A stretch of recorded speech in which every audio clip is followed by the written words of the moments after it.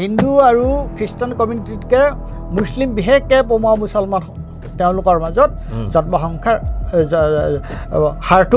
জনসংখ্যাৰ হাৰটো ফাৰ্টিলিটি ৰেটটো অলপ বেছি না কিন্তু কথাটো হৈছে যে এইটো ক্ৰমান্বয়ে বেছিৰ পৰা বেছিলৈ গৈ আছে নে ক্ৰমান্বয়ে কমি আহিছে 2026 নিৰ্বাচন আহি আছে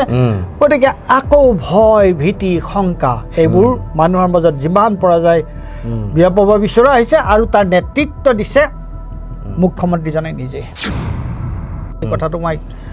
একেবাৰে মুকলিকৈ ক'ব বিচাৰোঁ এই যে জাতীয় সংগঠন এইবিলাক এটা শব্দ ওলাইছে জাতীয় সংগঠন অমুকৰ অমুক জাতীয় সংগঠন তমুকৰ তমুক জাতীয় সংগঠন মই ক'ম যে এওঁলোকৰ ভিতৰত বেছিভাগেই হৈছে দালাল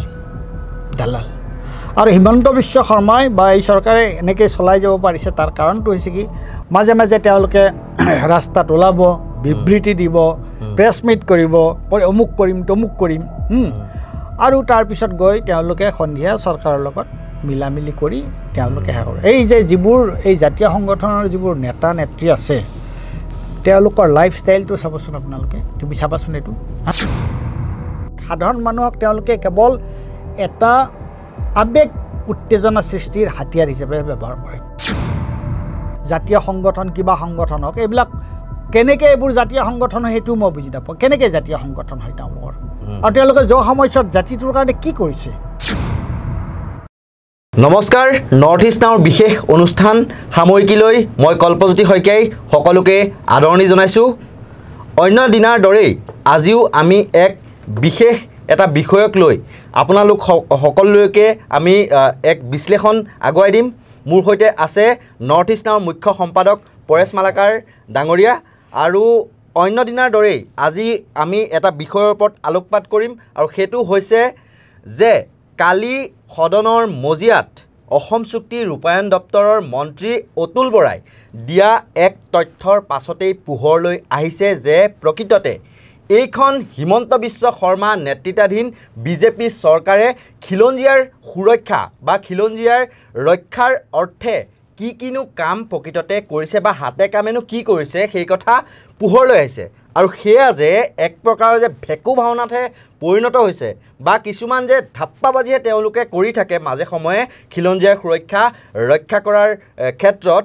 সেয়া যে কেৱল ভাষণতে যে সীমাবদ্ধ থাকে বা ভাষণত তেওঁলোকে কয় হিন্দু খতৰে মে হে বা খিলঞ্জীয়া লোক খতৰে মে হে এটা বিশেষ সম্প্ৰদায়ৰ লোকৰ আগ্ৰাসনে উজনিৰ পৰা নামনিলৈ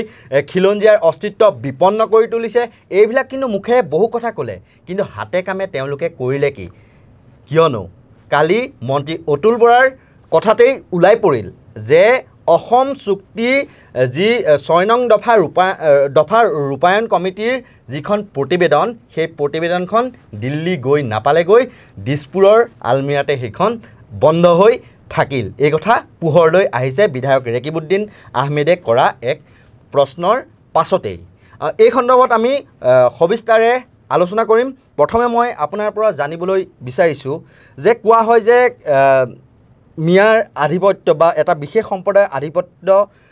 বৃদ্ধি পাইছে অসমত যাৰ ফলস্বৰূপে আজি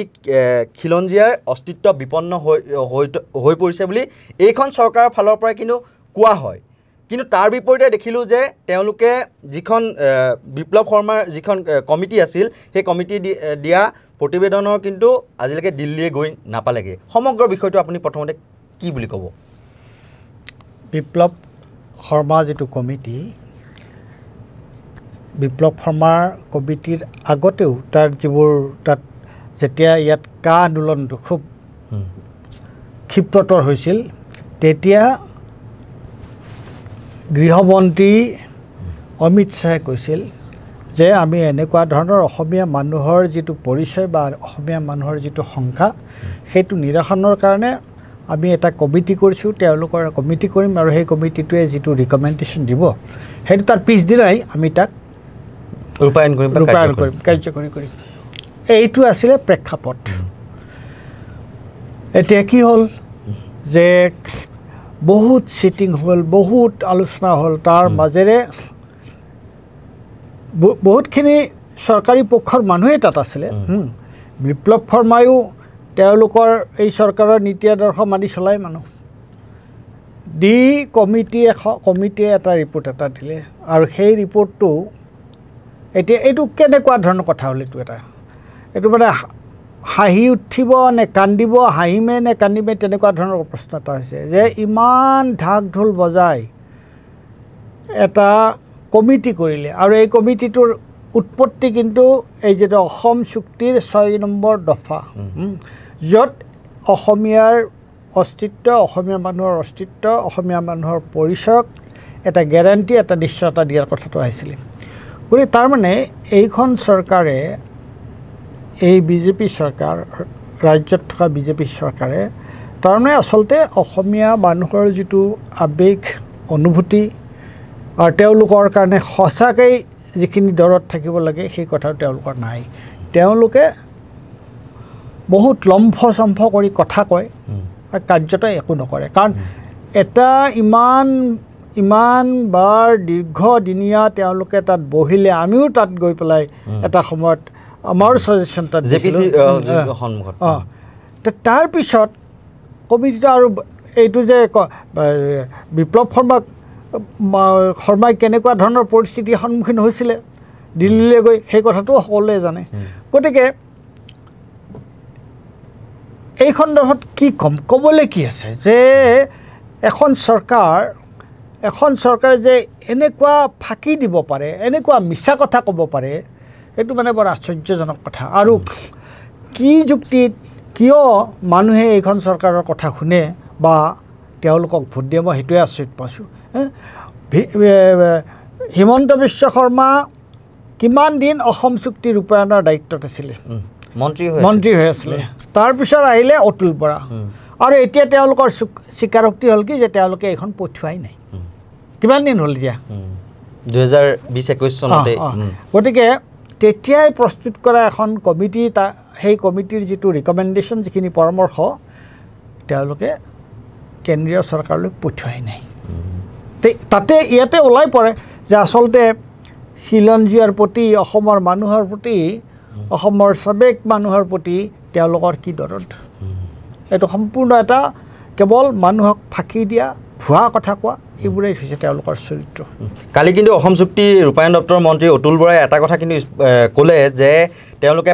এখন উপ সমিতি বোলে গঠন কৰি দিছিল মন্ত্ৰী পীযুষ হাজৰিকা আছে অজন্তা নেওগ আছে আৰু সেই উপ সমিতিখনে বোলে 5বাৰকৈ বোলে আলোচনাত মিলিত হৈছে এতিয়ালৈকে এইবোৰ আলোচনা কিন্তু আলোচনাৰ নামত আলোচনাৰ নামত it's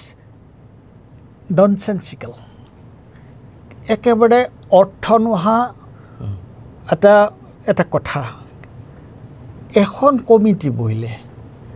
তেনেহ'লে তুমি এখন কমিটি বহিলে সেইখন কমিটিৰ ৰিকমেণ্ডেশ্যনটো কৰিবৰ কাৰণে তেওঁলোকে এখন কমিটি কৰিলে মন্ত্ৰীক দি পেলাই ঠিক আছে উপ কমিটি কৰিলে উপ সমিতিয়ে এটা ৰিপৰ্ট দিলে তাৰপিছত সেইটোক চাবৰ কাৰণে আৰু এখন কমিটি কৰিলে কমিটিৰ নামত কমিটি নাই এইটো চৰকাৰৰ এইটো এটা ষ্টাইল যে তেওঁলোকে যেতিয়াই কিবা এটা সমস্যা হয় নহয় ঠিক আছে আমি এটা কমিটি কৰি দিম কমিটি কৰি দিলে কমিটি বহিল কমিটিয়ে কিমান দিনৰ মূৰত ৰিপৰ্ট দিলে তাৰপিছত আকৌ আহিলে চৰকাৰে দেখিলে এইটো এনেকুৱা কথা ঠিক আছে আমি এইটোক পৰীক্ষা কৰিবৰ কাৰণে আৰু এটা কমিটি কৰোঁ ফলাফল শূন্য দিছ ইজ ৰিয়েলি এইটো এটা হাস্যাস্পদ কথা এইটো আচলতে যি মানুহৰ তেওঁলোকৰ কোনো দায়িত্ব নিষ্ঠা নাই এই তেনেকুৱা মোৰ মানুহে এনেকুৱা ধৰণৰ কাম কৰিব কিন্তু তাৰ বিপৰীতে তেওঁলোকে কৈ থাকে যে এটা বিশেষ যি নতুন ন অসমীয়া বুলি ক'বলৈ ডক্টৰ ভূপেন হাজৰিকাৰ ভাষাত ন অসমীয়াৰ দপদপনি বৃদ্ধি পাইছে আৰু লগতে তেওঁলোকে উজনিৰ পৰা নামনিলৈ তেওঁলোকে থিতাপি লৈছে যাৰ বাবে খিলঞ্জীয়া অস্তিত্ব বিপন্ন হৈছে জনসংখ্যাৰ বিস্ফোৰণ ঘটাইছে সেই ন অসমীয়াসকলে ন অসমীয়া যিসকল প্ৰব্ৰজনকাৰী বুলি কোৱা হয় তেওঁলোকৰ আধিপত্যৰ ফলত বা তেওঁলোকৰ জনসংখ্যাৰ বিস্ফোৰণৰ ফলত আজি অসমীয়া বা খিলঞ্জীয়া লোকসকলৰ অস্তিত্ব বিপন্ন হোৱা বুলি কিন্তু তেওঁলোকে বাৰে প্ৰতি কৈ থাকে এই কথাটোৰ আচলতে এইটোৰ আচল বিশেষত্ব কি আপুনি কি ভাবে এই কথাটো তেওঁলোকে এইটোতো কৈয়ে দিয়ে যে ইয়াৰ আগৰ নিৰ্বাচনত হিমন্ত বিশ্ব শৰ্মা কি কৈছিল যে আপোনালোকে বদৰুদ্দিন আজমল মুখ্যমন্ত্ৰী হোৱাটো বিচাৰে নেকি মুছলমান মানুহৰ এই যিটো আমি ইমিগ্ৰেণ্ট মুছলিম বুলি কৈছোঁ তেওঁলোকে গোটেই অসমখন চানি ধৰিলে আৰু এটা কথা আৰু এটা তথ্য ওলায় যে বাংলাদেশৰ পৰা দিন ৰাত মানুহ আহি আছে যেতিয়া তথ্য পাতি সহকাৰে সেইবোৰ চোৱা যায় তে একচুৱেলি বাংলাদেশৰ পৰা এতিয়া তেনেকুৱা কোনো বিশেষ মানুহ অসমলৈ অহা নাই যি আহিছিলে এই 72ৰ যিটো যুদ্ধ হৈছিল সেই সময়ত আৰু তাৰ আগতে যিখন ভাৰতবৰ্ষ যেতিয়া স্বাধীন হোৱা নাছিল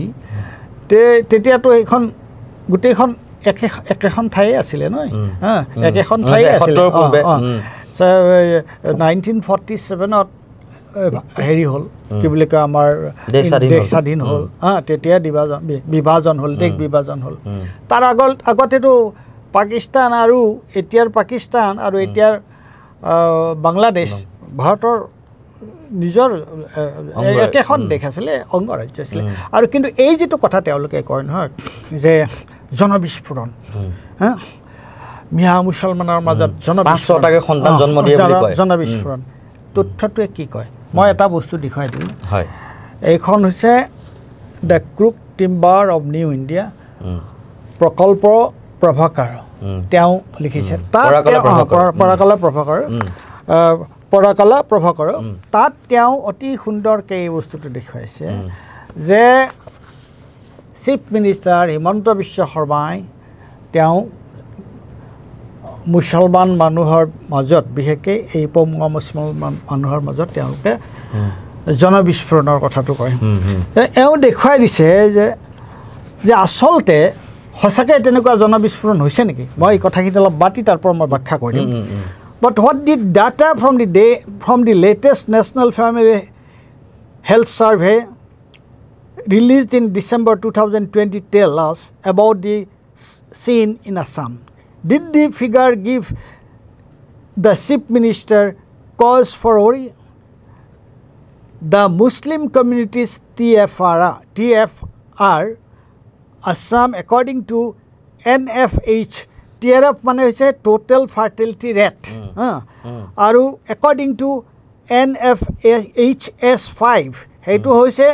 National Family Health Survey is the Muslim community TFR is 2.4 এতিয়া যিটো তেওঁলোকৰ যিটো ফাৰ্টিলিটি যিটো ৰেট সন্তান জন্ম দিয়াৰ যিটো কথা সেই ৰেটটো 2002 এই সাৰ্ভে মতে 2.4 2000 কিমানৰ এটো 2020 2020 চনৰ আমি স্ক্ৰিনত হেতু দেখুৱাই আছো আপোনাক it is indeed higher compared to 1.6 for the Hindus and 1.5 for the Christian yes এটা কথা ঠিক যে হিন্দু মানুহৰ ইয়াত যেটো পপুলেশন বৃদ্ধি হৈছে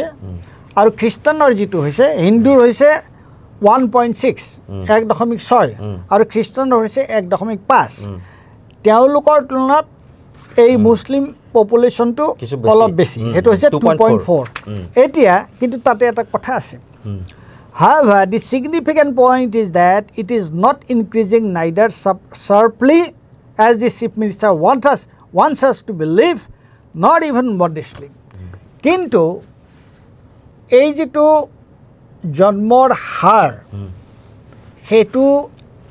এই যেটো জনবিস্ফোৰণ মানে কি বেলেগ ধৰণৰ এটা হল তেনেকুৱা কোনো জনবিস্ফোৰণ হোৱা নাই বৰং এই তথ্যই কৈছে তো in fact the fertility among Muslim has witnessed a sharp decline অৰ্থাৎ মুছলমান মানুহৰ মাজত জন্ম বিতৰ হাৰ তললৈ নামি আহিছে সন্তান জন্ম দিয়া হাৰ তললৈ নামি আহিছে এটো জনবিস্ফোৰণটো হয় না হয় এটা কথা হসা যে হিন্দু আৰু খ্ৰীষ্টান কমিউনিটিতকে মুছলিম বিশেষকে পমুৱা মুছলমান তেওঁলোকৰ মাজত জন্মসংখ্যাৰ হাৰটো জনসংখ্যাৰ হাৰটো ফাৰ্টিলিটি ৰেটটো অলপ বেছি না কিন্তু কথাটো হৈছে যে এইটো ক্ৰমান্বয়ে বেছিৰ পৰা বেছিলৈ গৈ আছে নে ক্ৰমান্বয়ে কমি আহিছে এটা তাত কৈছে in fact the fertility among Muslims has witnessed a sharp decline it dropped from 3.7 in 2005 and 6 to 2.4 কৈছে 2005 এই ৰেটটো আছিলে কিমান 3.7 3.7 আৰু in 2019 and 20 এইটো কিমানলৈ আহিলে ইয়ালৈ আহিলে 2.4 মানে কমি গৈছে that is just 3 point short of the replacement level তাৰমানে replacement level কি replacement level হল এইটো যে এটা নিৰ্দিষ্ট সময়ত যি জনসংখ্যা থাকে আৰু সেই জনসংখ্যা মানুহটো আৰু সদায় চিৰদিন জীয়াই নাথাকে নহয় গতিকে এটা নিৰ্দিষ্ট সময়ত তেওঁলোকৰ মৃত্যু হয় এটা ৰিপ্লেচমেণ্ট লেভেলটো হ'ল এইটো যে যিমান মানুহ মৰিল এই যিখিনি নতুনকৈ জন্ম পালে সেইখিনি তেওঁলোকক ৰিপ্লেচে কৰিলে তেওঁলোকৰ সলনিহে এইখিনি মানুহ আহিলে এক্সট্ৰা মানুহ তেনেকৈ অহা নাই গতিকে এতিয়া যি সময়ত পমুৱা মানুহৰ জনসংখ্যাৰ বিস্ফোৰণৰ কথাটো একেবাৰে গোকাত মিছা কথা আৰু 2 নম্বৰ কথাটো হৈছে যে তেওঁলোকৰ ফাৰ্টিলিটি ৰেটটো ক্ৰমান্বয়ে কমি আহি আছে আৰু আহি কৈছে এতিয়া এটা সময় এনেকুৱা হৈ যাব যে তেওঁলোকৰ ৰিপ্লেচমেণ্ট পজিশ্যনলৈ লেভেললৈ আহি যাব তাৰমানে যিমান মানুহ মৰিব তাৰ বিপৰীতে সিমান মানুহ জন্ম হোৱা তেতিয়াহ'লে কি হ'ল তেতিয়া পপুলেশ্যনটো একে হৈ নাথাকিল জানো এইটো কিবা ছাৰ্ভে আধাৰত তেওঁ এইটো ছাৰ্ভে আধাৰত মই ক'লোৱে নহয় যে এই ছাৰ্ভেটো এইটো কথা ক'লো নহয় মই এই ছাৰ্ভেটো কি এইটো নহয় নেশ্যনেল মই কৈ আছোঁ এইটো হৈছে ৰাইজৰ সুবিধাৰ কাৰণে মই এইটো সুধিলোঁ আপোনাক এইটো হৈছে মই কৈ দিছোঁ তোমাৰ এইটো এটা হ'ল national family health survey national family health survey যিটো তথ্য সেই তথ্যই এই কথাটো কৈছে এইটো এনেই কোনোবাই এনে মনে সাজি কোৱা কথা নহয় গতিকে হয়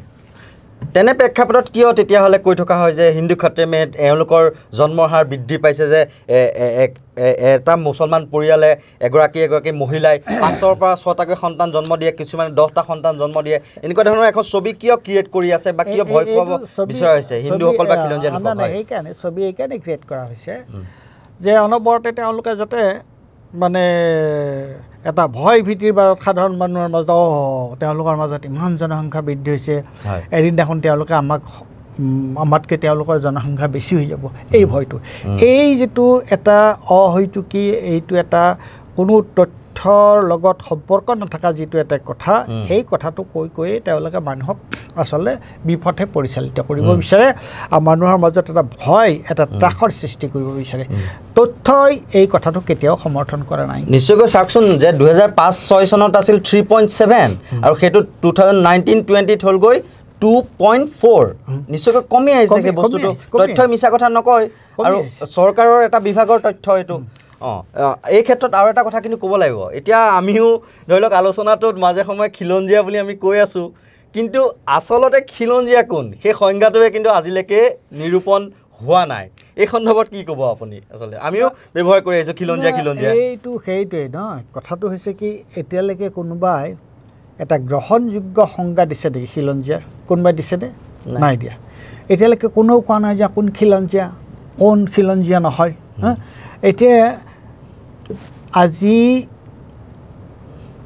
অসমলৈ অসমৰ একেবাৰে খিলঞ্জীয়া যিবোৰ ইয়াৰ ভূমিপুত্ৰ তেওঁলোক কোন তেওঁলোক জনজাতীয় গোষ্ঠীৰ যিসকল নহয়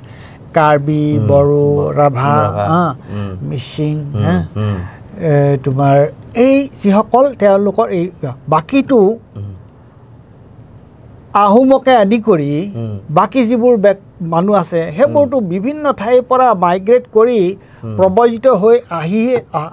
ইয়াত থিতাপি লোৱা মানুহে গতিকে এতিয়া আমি খিলঞ্জীয়া সংজ্ঞাটো কেতিয়াৰ পৰা আমি নিৰ্ধাৰণ কৰিম কোনটো চন তাৰিখ আমি ল'ম খিলঞ্জীয়াৰ কথাটো এই খিলঞ্জীয়া কথাটো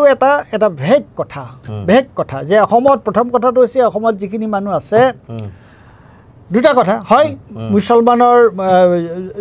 যে স্বাধীনতাৰ আগতেই হওক বা বাংলাদেশৰ যুদ্ধৰ সময়তে হওক কিছু মানুহ আহিলে অহাৰ পিছত তেওঁলোকক সেইকাৰণে আমি অসমীয়া মৈমান সিঙীয়া বুলি কৈছোঁ ভূপেন হাজৰিকাৰ গীতত জ্যোতিপ্ৰসাদৰ গীতত আৰু যিখিনি মানুহ আগৰে পৰা আছিলে ইয়াত মানে জনজাতীয় লোকসকল আৰু অন্যান্য লোকসকল এইবিলাকৰ এটা একেবাৰে পানী নসৰাকৈ ব্যাখ্যা দিয়াটো ইমান সহজ কথা নহয়, এইটো অসম্ভৱ। গতিকে তাৰে ভিত্তিতেতো অসম আন্দোলনৰ ভিত্তিতেতো এই যে 6 নম্বৰ দফাৰ ওপৰত এটা কমিটি এটা কৰি দি পেলাই সুৰক্ষাৰ কথা কোৱা হৈছিলে। গতিকে সেইবোৰ সন্দৰ্ভত চৰকাৰ নিমাত কিন্তু এনেই এই ধৰণৰ কথাবোৰ কৈ থাকে তেওঁলোকে। আৰু খিলঞ্জীয়া শব্দটোৰ খিলঞ্জীয়াৰ এতিয়ালৈকে মই জনাত আৰু মই জনাত নহয় সকলোৱে ক'ব এতিয়ালৈকে কোনো গ্ৰহণযোগ্য সংজ্ঞাই নাই ইয়াত। গতিকে খিলঞ্জীয়া বুলি চিঞৰি থকাৰ কোনো অৰ্থ নহয়গৈ। মই শেষত আৰু দুটা প্ৰশ্ন আপোনাক মই কৰিম যে প্ৰধানমন্ত্ৰী নৰেন্দ্ৰ মোদীয়ে যেতিয়া তেওঁ প্ৰধানমন্ত্ৰী হ'ল তাৰ পিছত 2016 চনৰ যিটো বিধানসভা নিৰ্বাচন সৰ্বানন্দ সোণোৱালক মুখ্যমন্ত্ৰী পদৰ প্ৰাৰ্থী হিচাপে প্ৰক্ষেপ কৰা হৈছিল আৰু তাৰ পূৰ্বে তেওঁ কিন্তু আহি পেলাই অসমৰ প্ৰত্যেকখন নিৰ্বাচনী সভাত কৈছিল যে 16 মে'ৰ পিছত বাংলাদেশীয়ে টালি টোপোলা বান্ধিব লাগিব। কিন্তু এতিয়া 2016 চনৰ পৰা 2024 চন পালেহি, হয় 2 বাংলাদেশী তাৰমানে বিতাড়িত হৈছে বা বাংলাদেশলৈ ঘূৰাই পঠিয়াব পাৰিছে 2 কিন্তু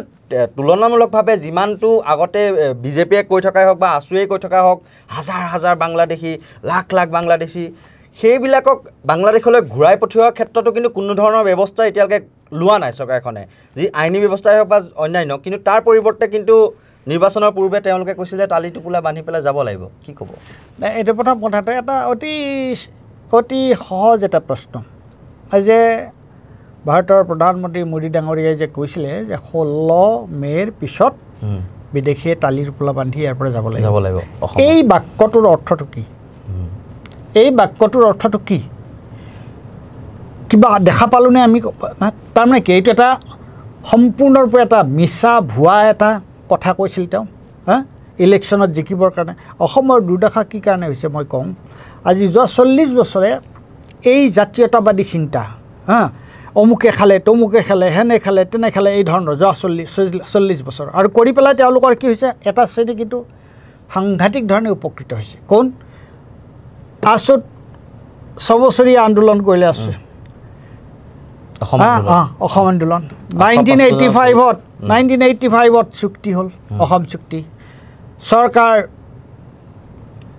হিতেশ্বৰ শইকীয়া তেতিয়া হেৰি আছিলে মুখ্যমন্ত্ৰী আছিলে, চৰকাৰ ভাঙি দিয়া হ'ল,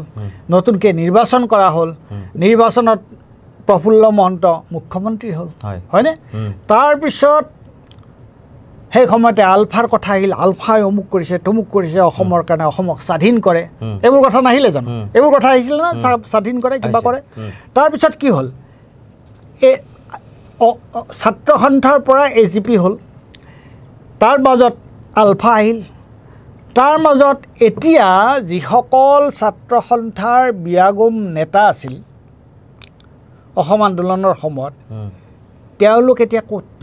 বিজেপি মিত্ৰজোঁটত নট অনলি ডেট বিজেপিৰ ভিতৰত আছে নহয়, বিলীন হৈ গৈছে। AGP নামেৰে এটা গোট আছে, এইটোৰ কেৱল জাষ্ট নামটোহে। গতিকে যিসকলে আজিৰ পৰা 40 বছৰ আগতে 40-45 বছৰ আগতে যিসকলে বিদেশী নাগৰিক বহিৰাগত বিদেশী নাগৰিক এইবিলাকৰ এটা বেলেগ ধৰণৰ প্ৰচাৰ চলাই তেওঁলোক ক্ষমতালৈ আহিছিল, সেই বিষয় তেনেকুৱাই হৈ থাকিল। আৰু আজিও আটাইতকৈ দুখ লগা কথা হ'ল এতিয়া যে আজিও প্ৰকাৰে তেওঁলোকে সেই আইডেণ্টিটি পলিটিক্সটো হেলিয়াই তেওঁলোকে ক্ষমতালৈ আহিব বিচাৰিছে। আৰু দুৰ্ভাগ্যৰ কথা যে আমি অসমৰ ৰাইজে এই কথাটো এতিয়াও বুজিবলৈ চেষ্টা কৰা নাই। সেই তেতিয়াৰ পৰা এতিয়ালৈকে তেওঁলোকে যিসকল একেবাৰে উগ্ৰ জাতীয়তাবাদী আছিল তেওঁলোকে গৈ এই ৰাষ্ট্ৰীয়বাদী এটা নেশ্যনেলিষ্ট বিজেপিৰ লগত লগ কৰিলে, যিয়ে কেৱল হিন্দী এই কথাটোহে কয়। জাতীয় যিবিলাক চেতনা, জাতীয় যিবিলাক যিটো যুক্তৰাষ্ট্ৰীয় যিটো গাঁথনি এইবিলাক তেওঁলোকে মানিয়ে নলয়। গতিকে হ'ল এছাম মানুহ বহুত ধনী হ'ল, যাৰ খাবলৈ ভাত, যাৰ পিন্ধিবলৈ কাপোৰ নাছিল, খাবলৈ খাদ্য নাছিল, তেওঁলোক মন্ত্ৰী MLA হ'ল, তেওঁলোকে দিল্লী বম্বেত ফ্লেট কৰিলে, সম্পত্তিৰ পাহাৰ গঢ়িলে। এতিয়া গৈ পেলাই আমাৰ এইখন খাৰঘুলি পাহাৰত কাৰ ঘৰ আছে সেইটো গম পাওঁ। গতিকে হ'ল মুষ্টিমেয় আছাম তেওঁলোক একেবাৰে ধনাঢ্য ব্যক্তি হৈ পৰিল কিন্তু সাধাৰণ অসমৰ মানুহৰ এইবিলাকৰ দ্বাৰা কোনো লাভ নহ'ল আৰু এতিয়া নতুনকৈ এটা কচৰত আৰম্ভ কৰিছে 2026 নিৰ্বাচন আহি আছে গতিকে আকৌ ভয় ভীতি শংকা এইবোৰ মানুহৰ মাজত যিমান পৰা যায় বিয়পাব বিচৰা হৈছে আৰু তাৰ নেতৃত্ব দিছে মুখ্যমন্ত্ৰীজনে নিজে গতিকে ইয়াতকৈ হতাশাজনক কথা কি হ'ব পাৰে চাৰিওফালে কেৱল বিশেষ সম্প্ৰদায়ৰ এটা আক্ৰমণ ইয়াতকৈ আৰু হতাশাজনক কথা কি হ'ব পাৰে আৰু আমি যদি ইমান বুৰ্বক হওঁ আমি যদি এতিয়াও সেইবোৰ কথাত ভুল যাওঁ সেইবোৰ কথাত পতিয়ন যাওঁ তেতিয়া আমাতকৈ বুৰ্বক মানুহ আৰু কোনো নাই বুলি মই ক'ম মই কৈছিলোঁ যে আপোনাক মই শেষত দুটা কুৱেশ্যন সুধিম কিন্তু কথাত কথা বাঢ়ি যায় আৰু মোৰ এটা কুৱেশ্যন থাকিব তাৰ পূৰ্বে মই জানিব বিচাৰিছোঁ যিহেতু আছু প্ৰসংগটো উত্থাপিত হ'ল ইমান এক ডাঙৰ কথা আছুৱে গম পালে যে সেইখন দিল্লী গৈ এতিয়াও পোৱাগৈ নাই মাজতো সেই কথাটো চৰ্চা হৈছিল যে দিছপুৰৰ আলমিৰাতে সেই যিখন প্ৰতিবেদন 6 নং দফাৰ সেইখন পৰি আছে কেন্দ্ৰীয় গৃহমন্ত্ৰী অমিত শ্বাহে সেইখন লাভেই কৰা নাই কেন্দ্ৰীয় গৃহ মন্ত্ৰণালয়ৰ পৰা তথ্য দিছিল তাৰপিছতো কিন্তু আছুৰ সাংঘাতিক নীৰৱতা তেওঁলোকে যেনেকুৱা ধৰণে প্ৰতিবাদ কৰিব লাগিছিল চৰকাৰক হেঁচা প্ৰয়োগ কৰিব লাগিছিল এটা সময়ত অসম আন্দোলন কৰা এটা দল আৰু এতিয়া সাংঘাতিক মৌনতা অতুল বৰাই কালি যিটো তথ্য দিলে তাৰপিছত কংগ্ৰেছৰ বিধায়ককেইজনে তাৰ পিছত প্ৰত্যুত্তৰ দিছে হেৰিতে সদনৰ মজিয়াতে আছুৰ কিন্তু বৰ্তমানলৈকে সাংঘাতিক নীৰৱতা কিহৰ বাবে এইটো কিয় হৈছে এইটো এতিয়া ঘটনাটো মই কওঁ এটা সেইটো অসমৰ দুৰ্ভাগ্য এতিয়া আছু মই ক'লোৱে আছুৰ পৰা কেনেকৈ AGPৰ পৰা BJPলৈ আহিল এতিয়াও আহি আছে কিমান মানুহ হয়নে নহয় গতিকে অসমৰ ৰাইজৰ চিন্তা অসমৰ কথা তেওঁলোকৰ তাত নাই তেওঁলোকৰ ঘটনাটো হৈছে আমাৰ অসমত এতিয়া মই এই কথাটো ক'বলৈ মই লাজো নাপাওঁ মই ভয়ো নকৰোঁ এই কথাটো মই একেবাৰে মুকলিকৈ ক'ব বিচাৰোঁ এই যে জাতীয় সংগঠন এইবিলাক এটা শব্দ ওলাইছে জাতীয় সংগঠন অমুকৰ অমুক জাতীয় সংগঠন তমুকৰ তমুক জাতীয় সংগঠন মই ক'ম যে এওঁলোকৰ ভিতৰৰ বেছিভাগেই হৈছে দালাল আৰু হিমন্ত বিশ্ব শৰ্মাই বা এই চৰকাৰে এনেকৈ চলাই যাব পাৰিছে তাৰ কাৰণটো হৈছে কি মাজে মাজে তেওঁলোকে ৰাস্তাত ওলাব বিবৃতি দিব প্ৰেছ মিট কৰিব অমুক কৰিম তমুক কৰিম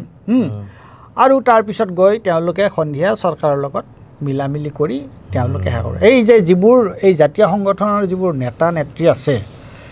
তেওঁলোকৰ লাইফষ্টাইলটো চাবচোন আপোনালোকে তুমি চাবাচোন এইটো তেওঁলোকৰ লাইফষ্টাইলটো চাবা কেনেকুৱাকৈ থাকে তেওঁলোকে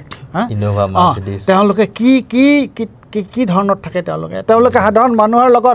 মানুহৰ লগত তেওঁলোকৰ হেৰিয়ে নাই সাধাৰণ মানুহক তেওঁলোকে কেৱল এটা আৱেগ উত্তেজনা সৃষ্টিৰ হাতিয়াৰ হিচাপে ব্যৱহাৰ কৰে তেওঁলোকে গতিকে এইবোৰ মানুহৰ দ্বাৰা এই যিখন মুখ এইবোৰ মানুহৰ দ্বাৰা এই আছুৱে হওক বা অন্য কিবা জাতীয় সংগঠন হওক এইবিলাক কেনেকৈ এইবোৰ জাতীয় সংগঠন হয় সেইটো মই বুজি নাপাওঁ কেনেকৈ জাতীয় সংগঠন হয় তেওঁলোকৰ আৰু তেওঁলোকে যোৱা সময়ছোৱাত জাতিটোৰ কাৰণে কি কৰিছে সেইটোৱে মই জানিব বিচাৰোঁ একোতো নাই মূল ইছ্যুবিলাকত নিশ্চুপ হৈ আছে একো নাই এতিয়া তুমি যিটো কথা ক'লা যে এখন কমিটি এইটো ৰিকমেণ্ডেশ্যন আছিল আছুৰ তাত মেম্বাৰ আছিল এতিয়া সেইখন এনেকৈ ক'লে আজি এনেকৈ ক'লে আজিতো তোলপাৰ লাগিব লাগিছিল তেওঁলোকৰ প্ৰতিক্ৰিয়া হ'ব লাগিছিল কেলৈ হ'ব নহয় অসমীয়া প্ৰতিদিনত ডাঙৰ হেডলাইন আহিল প্ৰথম পেজত আহে প্ৰথম বাতৰি মুখ্য বাতৰি সেইটো স্থান পালে আৰে এইখন গোটেই নাটক কেলে কা আন্দোলনৰ সময়ত আমি দেখা পোৱা নাছিলোঁ যে AGPৰ মন্ত্ৰী দুজনে গৈ পেলাই আছুৰ অফিচলৈ গৈছিল তেওঁলোকে একেবাৰে মালা চালা পিন্ধাই গামোচা পিন্ধাই এইবোৰ কথা আচলতে সঁচা কথা ক'বলৈ গ'লে আলোচনা মিলিত হৈছে সঁচা কথা ক'বলৈ গ'লে এইবোৰ কথা আলোচনা কৰিবলৈ লাজ লাগে যে কিটো পৰ্যায়লৈ তেওঁলোক গৈছে এইটো আলোচনা কৰিবলৈ লাজ লাগে তেওঁলোকে কেৱল মানুহৰ আৱেগ বিক্ৰী কৰি তেওঁলোকে নিজৰ ৰাজনৈতিক যিটো মুনাফা আৰু ৰাজনৈতিক যিটো পজিশ্যন অৱস্থান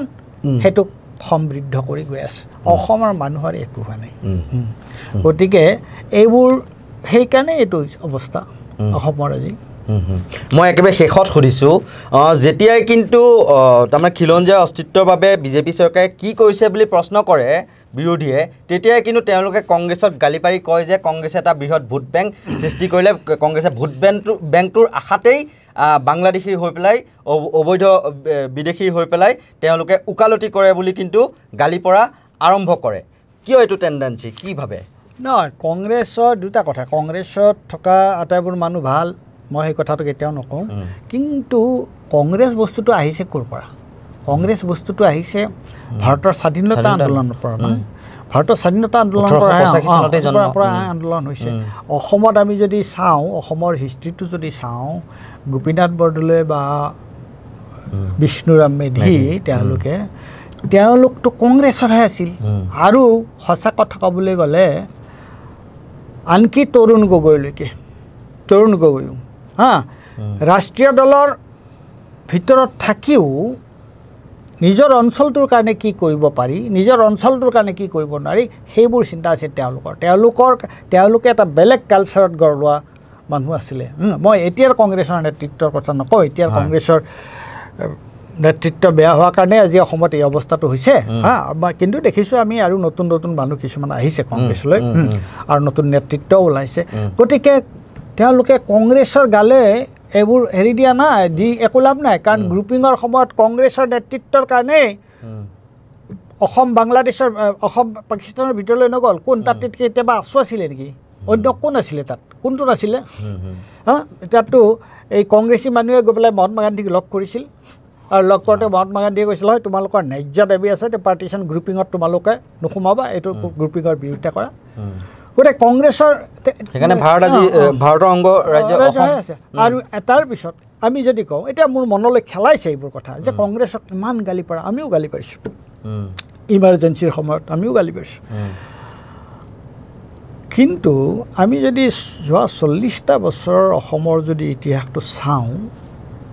তুমিয়ে গম পাবা এতিয়া যে তৰুণ গগৈ যি সময়ত এই যে 15 বছৰ যে চিফ মিনিষ্টাৰ হৈ আছিল সেই সময়খিনিৰ কথা ভাবা আৰু এতিয়া যিটো অৱস্থা হৈছে সেইটো কথা ভাবাচোন তৰুণ গগৈ চিফ মিনিষ্টাৰ হৈ থাকোঁতে এনেকুৱা সংঘাত লাগিছিল নেকি ক'ৰবাত এবাৰ মাত্ৰ এটা হৈছিল সেইটোৱে পশ্চিম অসমত মনমোহন সিঙো আহিছিল তেতিয়া এবাৰ মাত্ৰ এটা ঘটনা ঘটিছিল বাকী কিন্তু অসমৰ এই যে আলফাৰ উপদ্ৰৱ অন্যান্য সকলো কথা কিন্তু এটা শান্তিৰ পৰিৱেশ এটা আছিল আৰু তেতিয়া কিন্তু এনেকুৱা ভেদভাৱ এই ধৰণৰ প্ৰশ্নবোৰ ওলোৱা নাছিল অসমখন থাকিলে এতিয়া বা কি বুলি কয় হিমন্ত বিশ্ব শৰ্মাই আজি এটা কথা ক'ব কালি এটা কথা ক'ব তুমিয়ে মোক তেতিয়া কৈ আছিলা তে সেই কামটো কিন্তু তৰুণ গগৈ কৰা নাছিলে আৰু আমি সকলো মিলিজুলি অসম এটা কম্প'জিট এটা ষ্টেট ইয়াত বড়ো আছে কাৰ্বি আছে কাষ্ট হিন্দু আছে তাৰপিছত তোমাৰ মুছলমান আছে খ্ৰীষ্টান আছে